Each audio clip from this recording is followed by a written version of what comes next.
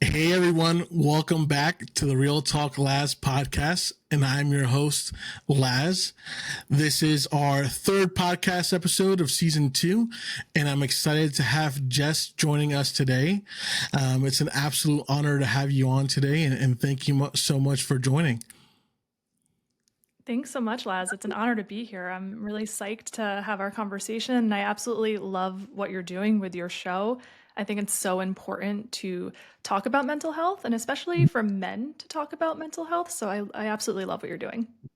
No, I appreciate that. It's definitely a hot topic, especially from a men's perspective. And my whole goal essentially is to kind of break the stigma little by little from a men's perspective. Because, I was that guy, right? A couple years back where I thought everything was okay. And it obviously wasn't. So again, thank you so much. I know I found you and followed you through your social media as well. I know you have the host of your podcast, The Great Detour, which is great. And I believe if not soon, but sooner rather than later, season 3 is dropping, correct? That is correct. Yes. Awesome. Well, I'm excited, and I know there's a lot of good stuff coming that way, and I can't wait to hear it. So again, thank you so much for jumping on. Of course. Can't wait to dig in. All right. So I guess let's jump in. So, with, I guess, your life and mental health and all things related to, right? What's one thing that you've been through in life that most people wouldn't guess just by either looking at you or talking to you from the beginning? Sure. So, I host a podcast called The Great Detour, and it's all about life's unplanned paths and how we set out in life and we kind of had this idea of how it's going to go. And then it rarely does go that way. And those paths often lead us, those detours often lead us to more authenticity, to our purpose, and to leading lives that we never planned but are actually better than we expected. And it was inspired pretty much by my own life. I historically was your quintessential type A. I liked control. I liked to plan. So, I did the thing. I got straight A's in school. I went to a really good college, got a corporate gig after that, married my high school sweetheart, just looked like I had it all figured out. And then when I was 35 years old, my marriage, which was a 17-year-long relationship in totality, because it was my high school sweetheart, my marriage came undone. And I ended up getting a divorce, which was something I never anticipated. And that from there set me off on this healing journey, because being with somebody from the age of 17 to 35, it's very easy to become enmeshed and lose yourself. And so all of a sudden, 35 years old, I'm alone. And I had to ask the question, oh my gosh, who the heck am I? Who am I without a partner? And it's been an incredible journey since then, and a journey in authenticity and figuring out who the heck I am. And most recently, the biggest detour I've had is I left my corporate career that I'd been in for a decade, something that I had really attached my identity to and was a huge pillar of my identity, but it felt unfulfilling.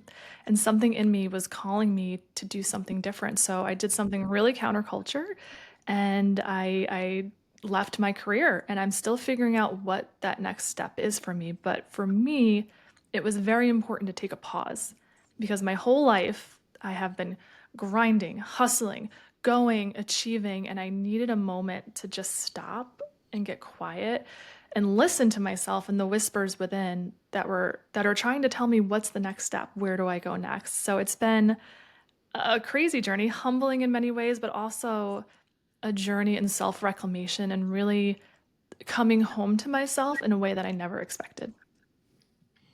Yeah.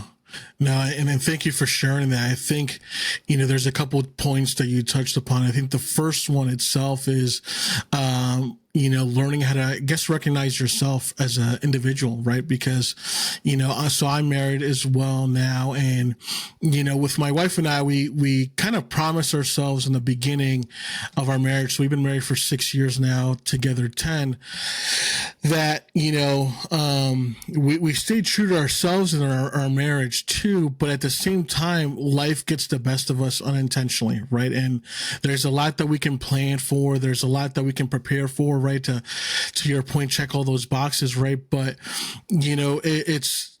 it's a constant reminder that you have to play. And I think for me, so my parents are divorced, right? So my parents got divorced, the year before I actually got married. So that was a very interesting, situation and scenario, because here I am in one side, right, super excited because I'm about to start my life, right, checking those boxes, marrying my best friend, right, and starting that perfect life, and at the same time, my parents are getting divorced, right? So I'm torn, because I'm here's love after almost 30 years, be kind of ending, right?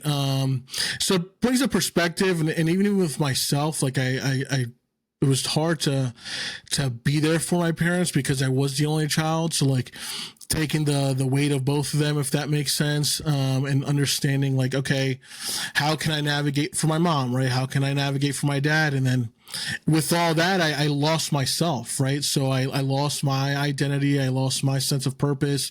So I can definitely relate on that sense. And you don't really realize it, at least I didn't, until a couple years later, and I started doing therapy, and I woke up.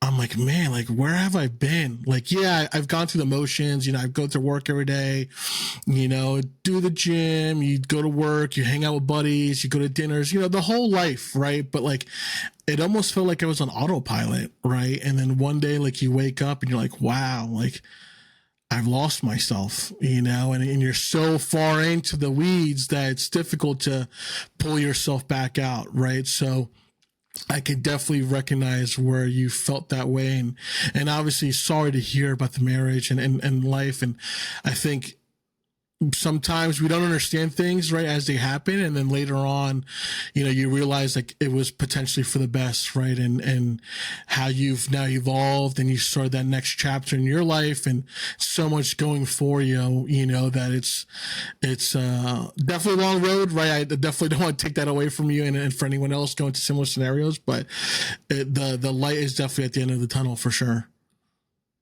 No, I appreciate that so much. And as difficult as it was when I was going through it, I'm actually incredibly grateful for my divorce. Mhm.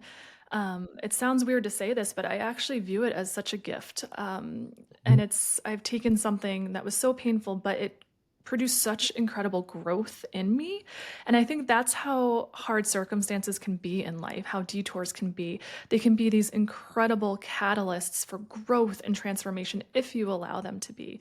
And had I Mhm. not gone through that, I don't know if I would have gone on my mental health journey and my healing journey. It took kind of bringing me to my knees and cracking me open for me to really look inward and look at all these different areas of my life and ask, who am I? What do I want? Am I even happy in this relationship? Is this even me?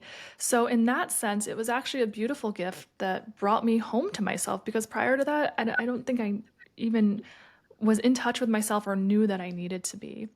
And Mhm. just to follow up on something else you said, I loved how you talked about life being on autopilot. I think this Mhm. happens so often with so many people. We think that we're just supposed to have this one journey where you go to school, you get this corporate job, you get married, you have the babies, and we do it. And then people wake up later in life and ask, why am I not happy? Why Mhm. am I not fulfilled? And I think it's because we haven't taken the time to actually get close to ourselves and see what it is that we truly want and who it is that we truly are.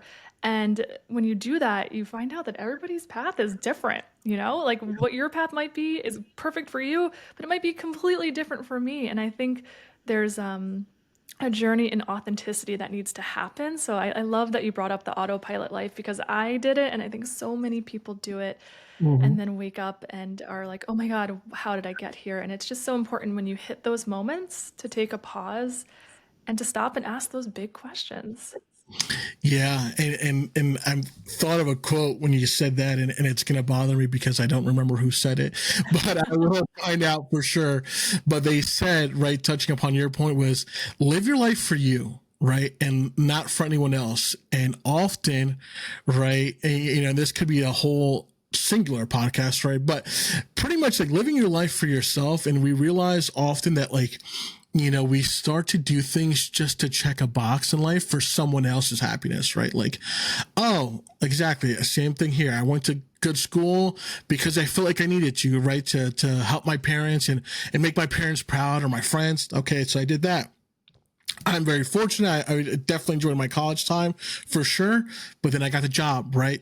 Obviously I need to work. Bills are here, but could I've gotten a different job if I wasn't thinking about anyone else? Right? Maybe, right? Because you put all that pressure on yourself, and things with life as well, right? So, it's interesting that oftentimes most of us that are on that autopilot and see ourselves doing this, it's like, man, like you start to realize like you lived a great life, you lived an okay life, maybe you lived a bad life, whatever that looks like, but I always started to recognize like I'm going to do life for me and obviously those close around me, but I want to prioritize myself. And that was my big thing during my mental health journey. Like, yes, I'm married. Yes, I'm a son.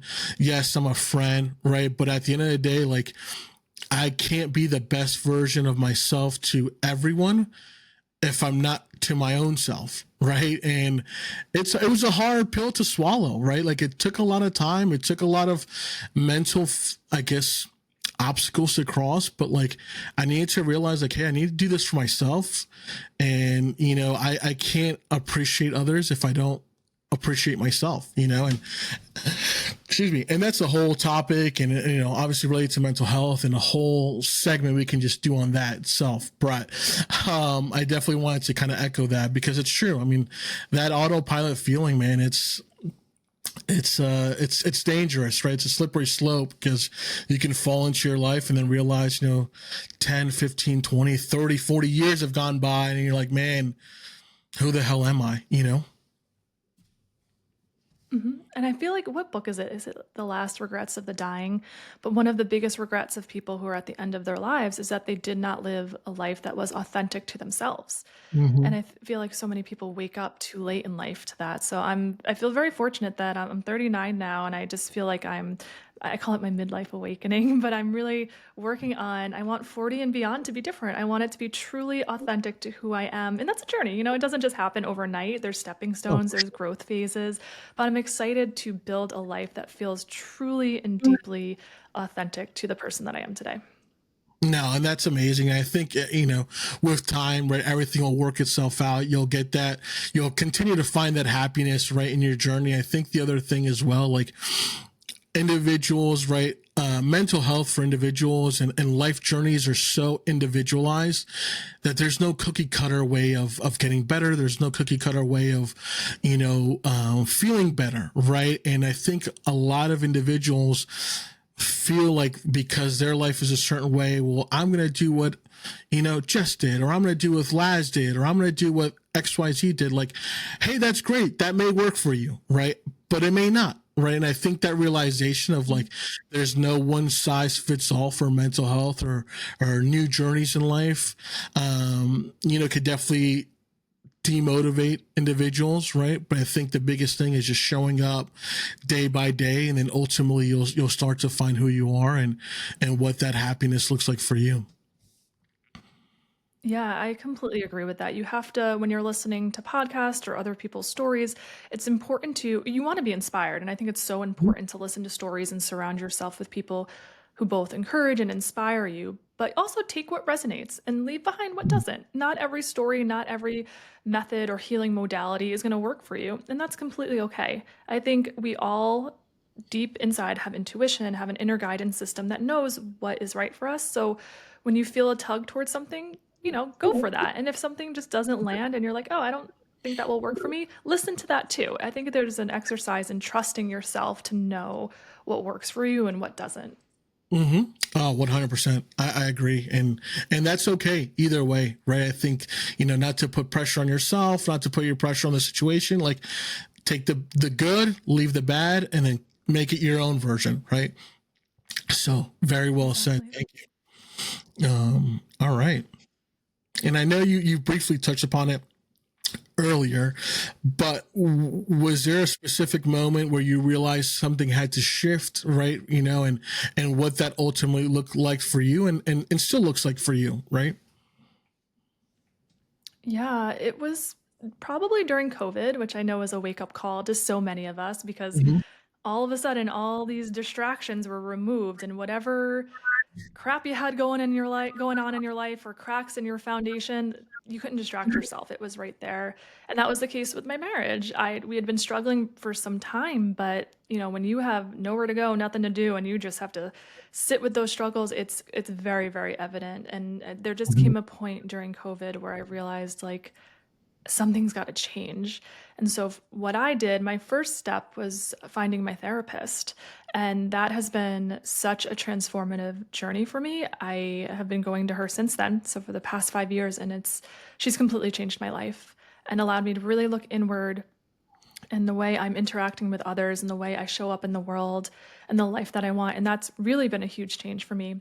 And one thing I want to say to anybody who's maybe tried therapy or isn't sure, it did take me some time to find the right therapist. I Mhm. kind of liken it to dating a little bit. Like I went through a few, and if you try a therapist and maybe it doesn't work at first, I would just invite you not to give up on it because sometimes it just takes finding the right chemistry or the right vibe. So for me, it took a couple of tries, and then I found the woman I'm with now, and I will never leave her. She's amazing. And I think I'll always go to therapy because even as I've evolved and grown through life, there's no shortage of things for life to throw at you. And every time I have a different situation or circumstance come up on my life, she helps me guide me through it. And like I just continue to grow and get stronger and more resilient. So I really credit therapy to a lot of my healing journey.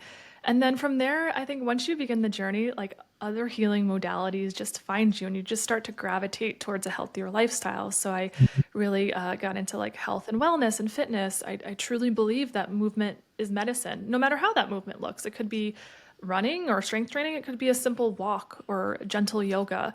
But I do believe that moving your body is so important and doing it in some capacity every day. So that was incredibly important to me. And just like finding things that lit me up and made me happy. And it's just this journey of self discovery. And ultimately, that led me to podcasting because I realize I'm the type of person I love deep connections and like love, like, just like this, like having these deep conversations. And so podcasting really lends itself to that.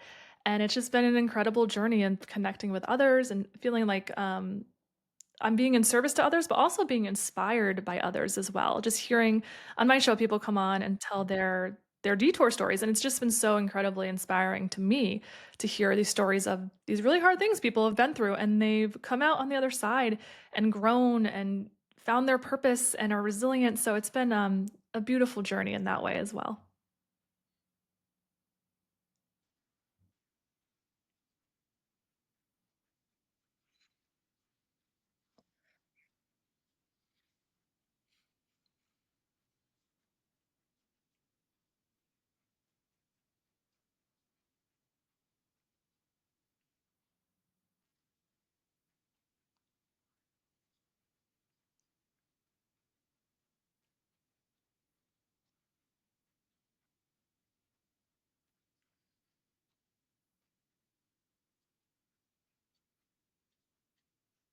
Mm.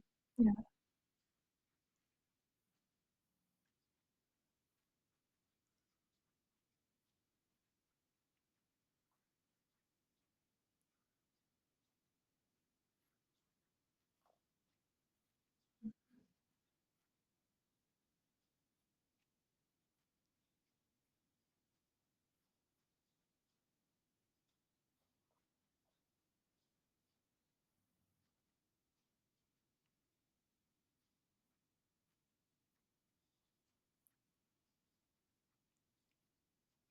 Mhm.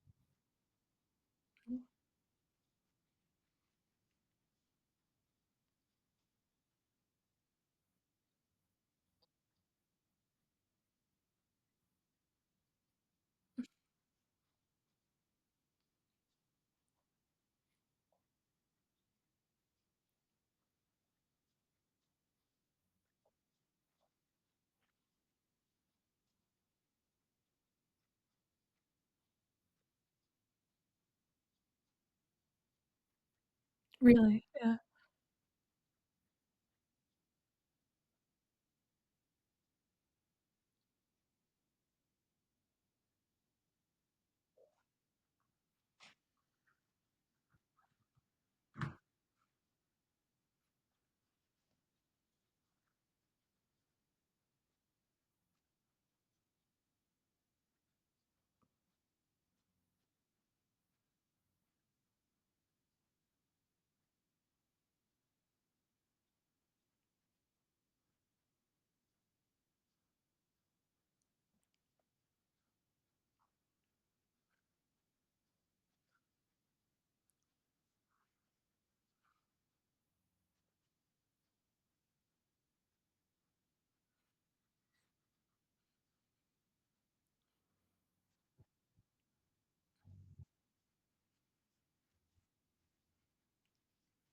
Mm.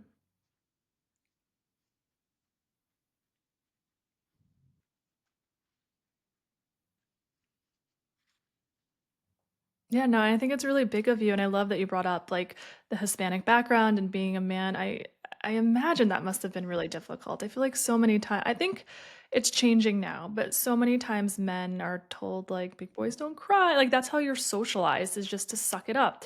Don't show emotion, and I think it's such a disservice to little boys to raise them that way. I think more men and women, but especially men, because of the way you're socialized, need to be in touch with your feelings and recognize that it's okay to cry.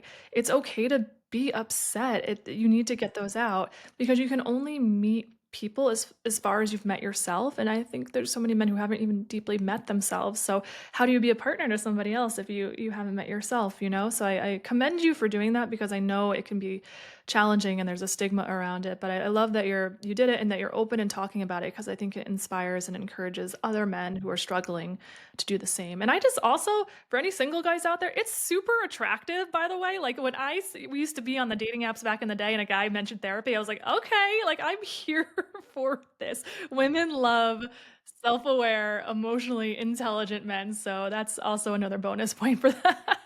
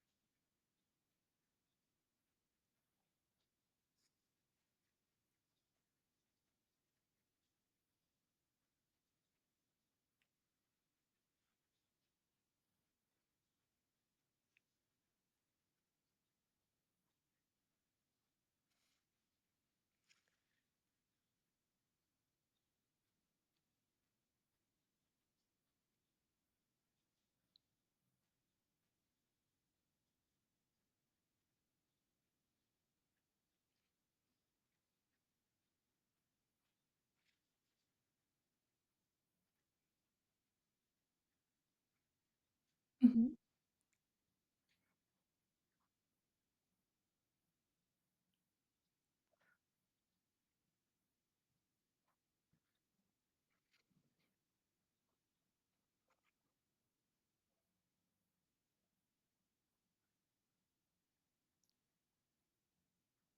Yeah, and I love what you were saying before about the healing journey and how it looks different. And a point I wanted to add to that is it's never really done. So when I started it, I remember I was so naive. I like went to my therapist and I was like, okay, I think I know what my problem is. Like, how many sessions do you think it'll be until like I'm fixed? We're good. And she kind of just like smiled and nodded, like she knew. And here I am 5 years out, and now I realize it's just an ever evolving journey of growth, and we continue to change as time goes on. And I kind of wish I'd known that when I first started. I thought like, okay, I got divorced, so I'm going to heal and I'm going to find a new husband and everything's going to be fixed, and that's just not how it works. There's always healing that needs to happen from childhood, from whatever. And it can be humbling at times. Like me recently, I've been going through a really difficult season, to be honest with you, in the sense that it's very quiet. I intentionally left my career, but so I don't have a career, I don't have a partner, and I've had to sit in stillness and sit with myself in a way I never have before. And really, like, it's a bit of an identity crisis when you're like, okay, these pillars that I've attached my identity to, relationship status, career, other things, are all gone. And it was a reckoning of sorts. And then it brought me back to wounds that I thought I had already healed. And sometimes, like, you need to revisit those things and turn them upside down and look at them from different angles. And it was a big lesson for me that it's just the work is never really done. So anybody who's listening, where you might feel discouraged, where you're like, oh my gosh, I have been doing the work for years now, and I'm still getting triggered by this or that. It's okay. It's a never ending journey, but I think it's so worth it because it puts you on a path to really truly become who you are. But we're never ever fully healed. We're all doing the best we can, but it's an ongoing process. It really is.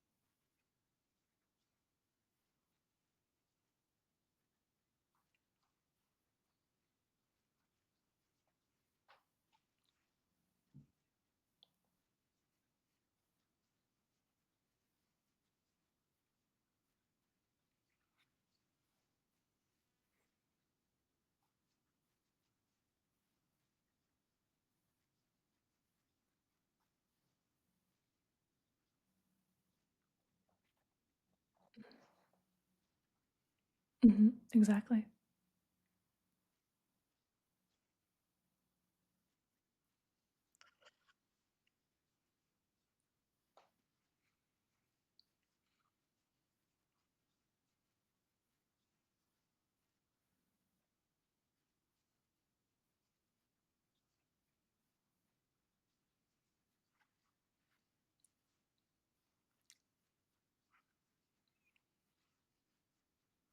I do all the things, Laz.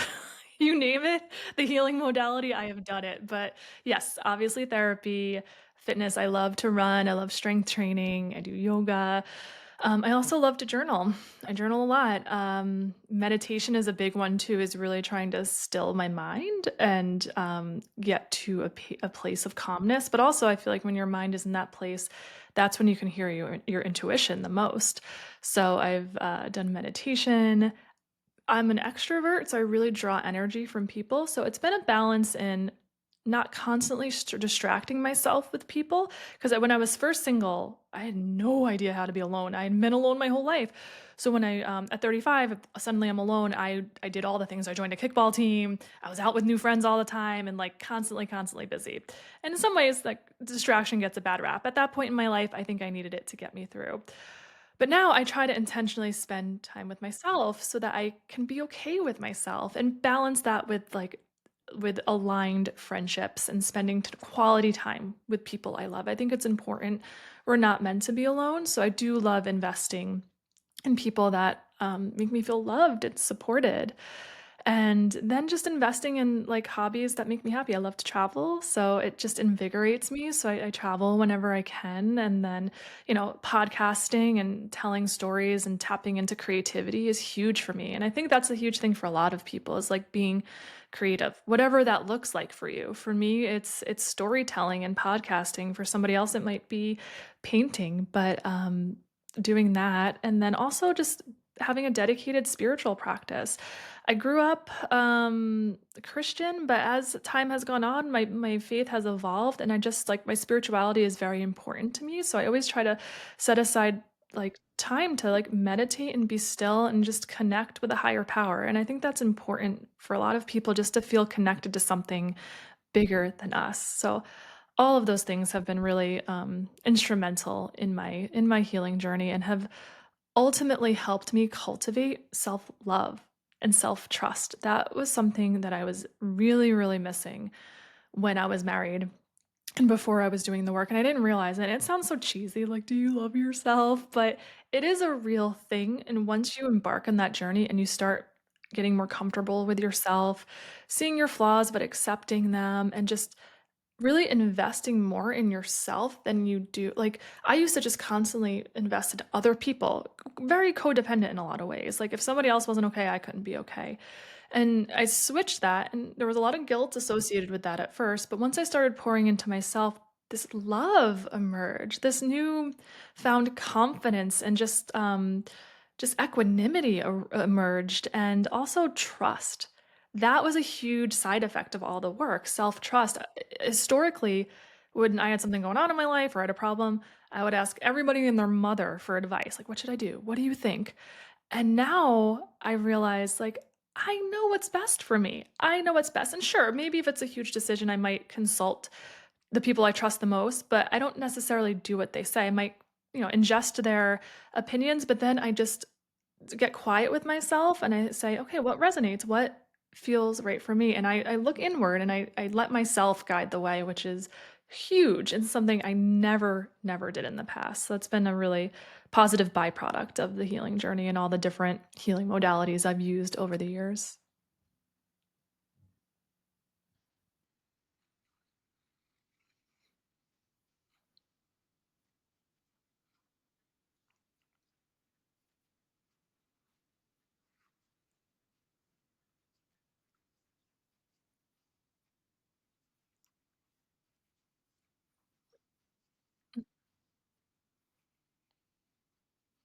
Mhm.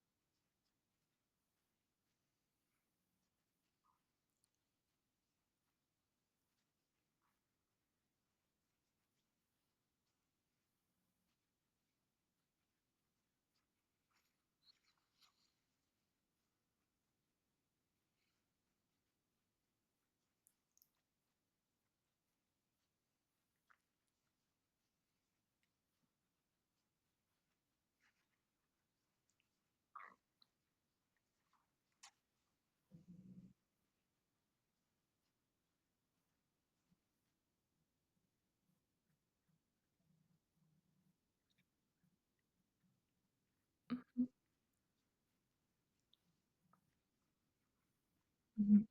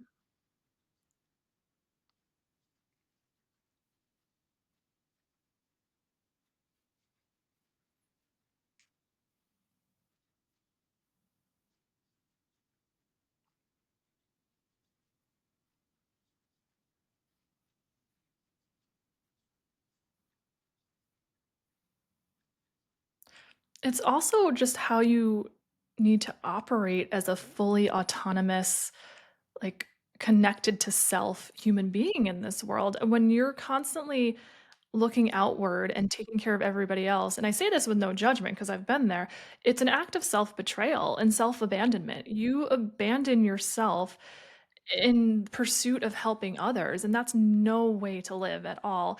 And I've done it the hard way too, and it fosters codependency, and especially women, we're socialized to be this way, to always put everybody else, especially men, ahead of ourselves. So when you're initially going through the healing journey and you start taking more time for yourself, maybe taking distance from people who aren't like helping you at that moment, it will shake dynamics. People might not be happy with you because you're changing things up. You're stepping out of the norm and altering a dynamic that they were once comfortable with, that they were once benefiting from, probably because they were getting a lot from you. And so I would say just be prepared. You might not always get the best feedback, but ultimately it's an investment in yourself. And that is the best investment you can ever make. It is not selfish. It is wise because once you invest in yourself and step into authenticity and heal yourself, you can be the absolute best version of yourself for those around you, for your loved ones, for your family, for your friends. So it is not selfish. It's actually quite necessary. And I think so many of us push it to the side. And it's something we need to talk about more, how choosing yourself is critical to lead a fulfilled life. And it's actually beneficial to those around you as well.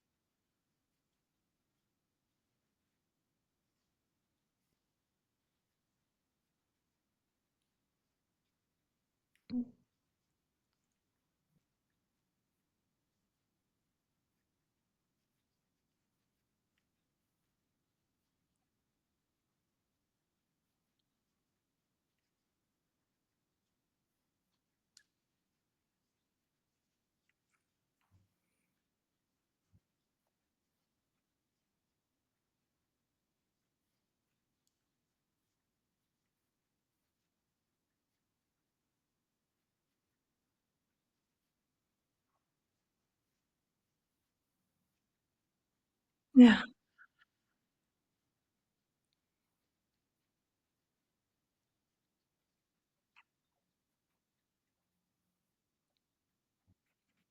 Mhm. Exactly.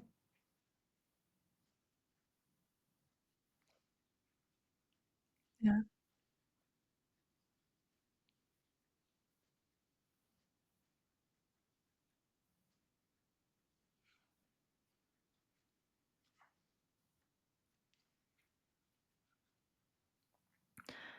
I think there's 2 things I would tell her.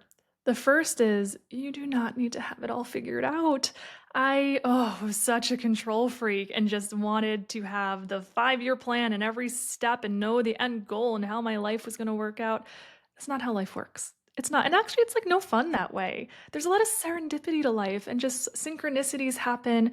So I would say don't worry so much. Just figure out the next step and everything else will fall into place. Just get to the next step. You do not need to have it all figured out. And then the second thing I would tell her is to trust herself. I used to, like I mentioned before, look in every other direction for what I should do with my life, where I should go, how I should solve my problems.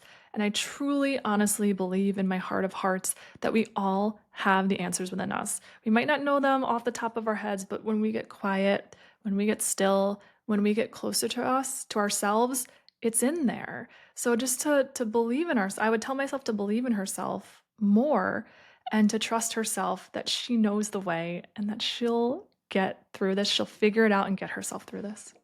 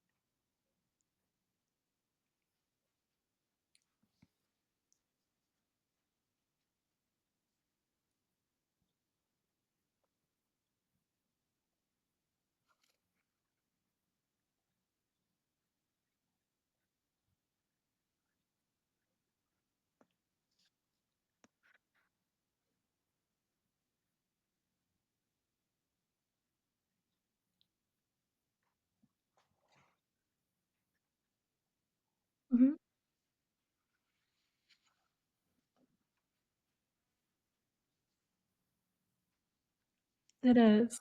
It is, and I love that you call them wrenches. I would liken them to detours, and I think sometimes it's when you think these things are going wrong, it's actually all working out for you, and it's the universe's way of, like, nudging you in a different direction that you may not have gone down on your own. So, had I not gotten divorced, would I be podcasting right now? Probably not. Would I feel as fulfilled as I do right now and be making the connections I have and talking to you? Probably not. So, things have a way of working out the way they're meant to, so I would say just trust the detours. They're gonna lead you to where you're meant to be.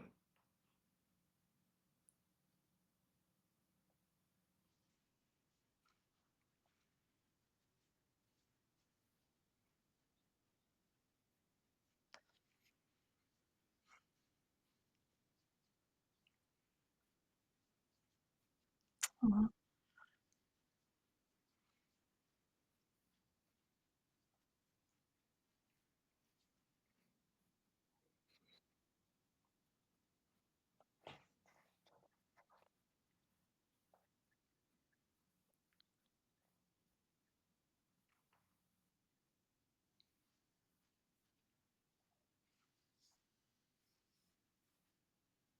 exactly. No, thank you so much, Laz. This was a really, really great conversation.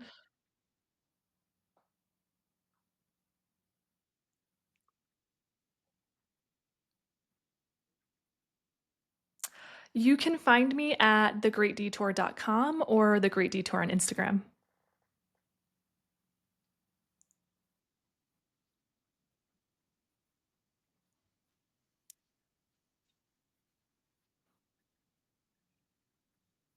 Ooh, awesome. I can't wait to listen.